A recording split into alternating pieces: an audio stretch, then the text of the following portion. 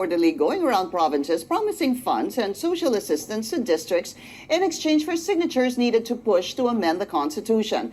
And from the provinces, the controversial campaign has now reached parts of Metro Manila. According to Senator Win Gatchalian, signing the petition would mean agreeing to amend the Constitution through joint voting of the Senate and the House of So Representatives. napanood niyo po kanina yung isang news clip galing sa CNN Philippines kung saan nabisto ang ilang mga inutusan ng mga ilan sa ating mga political leaders na nagpapapirma sa ating mga mamamayan ng isang petisyon kapalit ang salapi. 100 piso, 500 piso, 1,000 piso, pumirma ka lamang sa isang petisyon na hindi naman talaga ipinaliwanag ng maliwanag sa mga mamamayan kung ano ang kanilang pinipirmahan. Ito pong pinipirmahan na to na isinusulong ng pirma, isang organisasyon na interesadong baguhin ang ating saligang batas, no, ay tungkol sa proposal to change the 1987 Constitution through the People's Initiative. Okay? So, umpisahan natin dahil ang ating saligang batas ay pwedeng baguhin sa tatlong paraan. Ang unang paraan upang ito ay baguhin is through the Constituent Assembly. No, although hindi mo directly mababasa sa ating libro sa Konstitusyon, pero traditionally yan ang nakagawian na sabihin sa isa sa mga paraan upang palitan ng ating 1987 Constitution. CONAS ang tawag dyan, na kung saan ang ating House of Representatives at ang Senado nagko-combine yan at i-convert nila ang kanilang mga sarili into a constituent assembly. And then pag naaprubahan yan by 3/4 votes ng Kongreso, Senado at House of Representatives, doon magkakaroon nga ng pagbabago sa ating konstitusyon. Pero definitely merong question, may legal question dyan sapagkat hindi papayag ang Senado na ang botohan ay joint, no? 3/4 votes sapagkat pag pinagsama mo ang Kongreso at Senado, lugi yung Senado sapagkat sila ay 24 ng miyembro lamang at ang Kongreso ay may higit na 300 miyembro yan. So pag nagbotohan, naging joint voting yan, definitely itsapuera ang Senado. So hindi pwede ang Senadong pumayag sa pagbabago sa ating saligang batas using the Constituent Assembly or CONAS. Para maresolba ang issue na yan, ay ang dapat ay may pumunta sa ating Korte Suprema, mag-file ng isang petisyon upang liwanagin ang botohan, no, para aprobahan yung pagbabago sa ating saligang batas.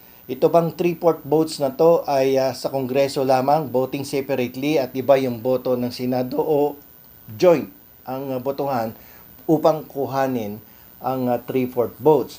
So yun ang dapat gamitin. Kung kaya't ito ay hindi ginagamit ngayon upang palitan o mag-propose ng changes sa ating saligang batas sapagkat medyo masalimuot. Kumbaga sa Facebook, ang regulasyon ay it's complicated. So may question legal sa pagboboto, sa pagkuha ng 3/4 votes. Hindi malaman kung voting separately o kaya voting jointly sapagkat hindi naman nakasaad ng maliwanag sa ating saligang batas yan. Sapagkat nung ating saligang batas ay ginawa ayon sa Code Commission, ay ang purpose ay gawing unicameral ang ating kapulungan, ang ating house, no, at hindi bicameral. Kasi pag sinabing bicameral, merong Senado, merong Kongreso, andyan dun yung checks and balances. So hindi napansin yon, naging epektibo ang ating saligang batas without taking a look at that area ng ating konstitusyon. So pangalawa sa ways of changing the 1987 Constitution is through Constitutional Convention. Yung Constitutional Convention ay hindi ang ating Kongreso ang magbabalangkas ng mga pagbabago sa ating saligang batas.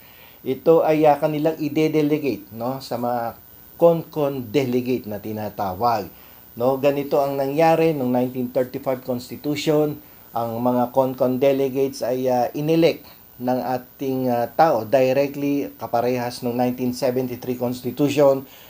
Ang mga delegates ay inelect directly by the people upang magbalangkas ng mga patakaran ng batas na tungkol sa ating saligang batas.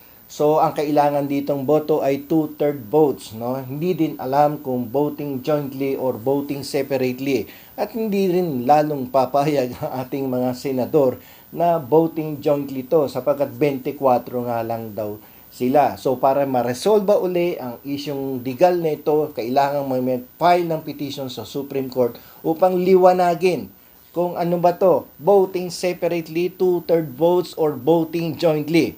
So, yun ang dapat liwanagin. Kaya, siguro itong mga nagsusulong ng pagbabago sa ating saligang batas ay pumunta dun sa pangatlong paraan upang baguhin ang ating saligang batas. Ito yung tinatawag na People's Initiative. According to the decision of the Supreme Court, ang People's Initiative daw is the power of the people to propose changes in the 1987 Constitution. If they can get 12% of the total registered voters of the Philippines and at least 3% vote or signatures in every legislative district, yan, pwede kang mag-propose ng changes in the Constitution at i-entertain yan ng ating Commission on Election para mag-conduct ng plebisito. No, kapag nakuha mo na yung required percentage na 12% total registered voters in the whole Philippines, tapos 3% in every legislative district. Kaya lamang noong 1987 sinubukan to, no, na gamitin ang People's Initiative na nakasaad sa Artikulo 17 ng 1987 Constitution. Sinubukan magpapirma sa mga tao at isinulong at isinampa sa COMELEC for the implementation. Alam nyo, bilyong-bilyong piso ang involved dito para ipatupad tong People's Initiative, no? Kasi tatawag ka dyan, beberipikahin ang mga signatura at kung maaaprobahan niya, magpapatawag ng plebisito. So, ang daming gastos dyan sa eleksyon na yan. Okay?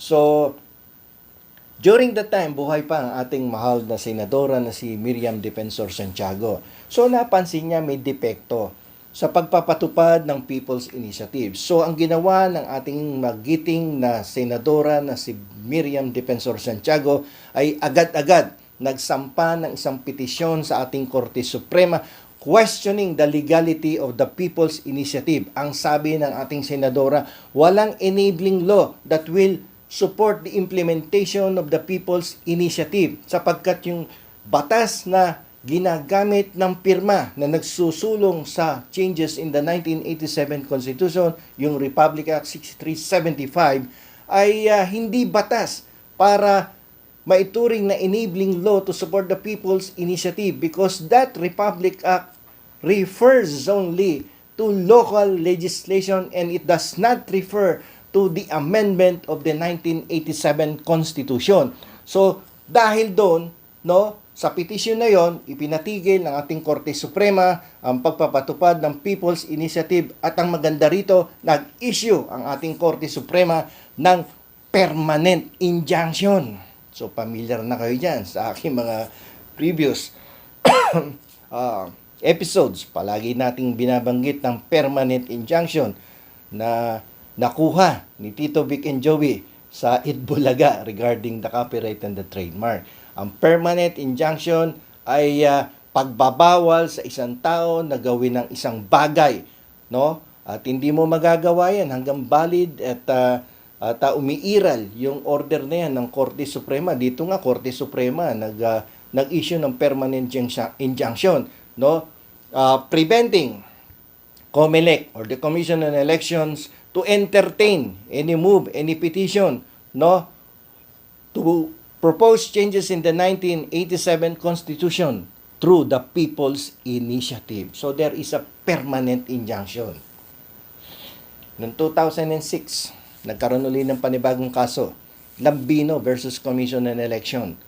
Nagpapirma na naman, no? This time, Attorney Lambino. nagpapirma na naman, no, para magkaroon ng changes sa ating 1987 Constitution.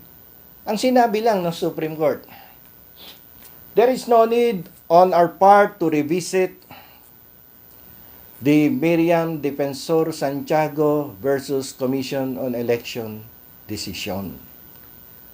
Kasi ang tanong lang naman dito, since that decision of the Supreme Court, ang tanong ng Supreme Court sa Solicitor General, no, defending the COMELEC, has there any move or initiative on the part of the House of Representatives or Congress to amend Republic Act 6735? Ang sagot ng Solicitor General, isang matamis na ngiti. So, walang pagbabago.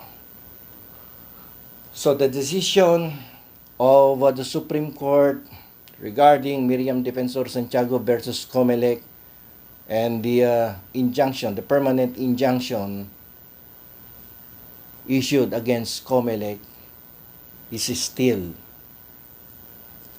valid and effective. Andiyan pa din siya. So, nagtataka ngayon ng ilang mga abogado, although may conflicting views and opinions here, nagtataka yung ibang mga abogado kung bakit nagpupumilit na naman tong pirma na magpapirma upang magsampa ng petition for this People's Initiative when there is a permanent injunction against Commission on Election to entertain any petition to change the 1987 Constitution when there is an existing permanent injunction. Bawal mong entertainin ang petition. Nako, billion-billion ang gagastusin dyan. Pagkatapos, ini-entertain mo. Tapos, pag may nag-file ng petition questioning the legality, no, at sasabihin meron pang decision ng Supreme Court na tinatanong nga kung meron changes or amendment doon sa 6735, wala naman. So, pinipilit ninyo na magkaroon ng People's Initiative. May injunction. Tapos, wala namang amendment or any enabling law introduced by Congress. Sana dapat, kung gusto nyong baguhin yung 1987 Constitution, ay gumawa kayo ng batas. Hindi yung dinadaan ninyo sa shortcut method na tayo yung sumunod sa tamang paraan upang magkaroon ng pagbabago sa ating saligang batas. Kung pagbabago, kung talagang economic provisions yan at maganda ang intention, wala namang hadlang. No? Pero ayusin ninyo yung pamamaraan ng pagbabago sa ating saligang batas.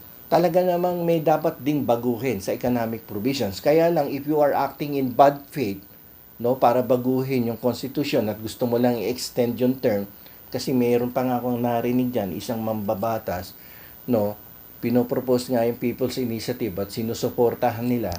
Pero, nabanggit niya, federalism. So, halatang halata, hindi nag-aaral yung mambabatas na yon. Sapagkat when you are talking of any changes in the structure or the system of the government, that is not amendment to the Constitution. Because yung People's Initiative refers only to amendment. Amendment is different to revision. Pag sinabi mong amendment, piecemeal amendment, pakurot-kurot ka lang dyan, no? Konti lang i-amyendahan mo, konti lang yung babaguhin mo, hindi the whole of the Constitution. Pero pag sinabi mong revision, that pertains to an overhaul, i-rewrite mo, babaguhin mo yung sistema, lahat ng sistema, yung istruktura ng gobyerno, babaguhin mo. Pag sinabi mong federal, hindi pwede yung People's Initiative, huwag nang ngawa ka ng wangawa tungkol sa People's Initiative. Tapos ang sinasabi mo, federalism. Ano ka, raw for ka, pag ano. So, hindi mo naintindihan yung trabaho mo. Okay?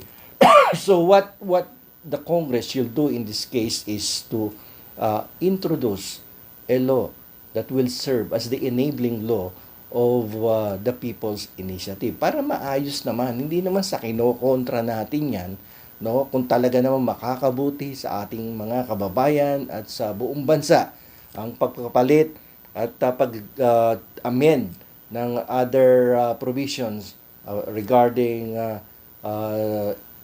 the economic provisions of the 1987 Constitution, bakit hindi? No, kaya lamang ang kino-question natin dito yung sistema, ayusin at nang hindi mapaghinalaan na merong hidden agenda ang ilan sa ating mga mambabatas. Hanggang dito na lamang po, ito pang inyong lingkod, si Attorney Bueno.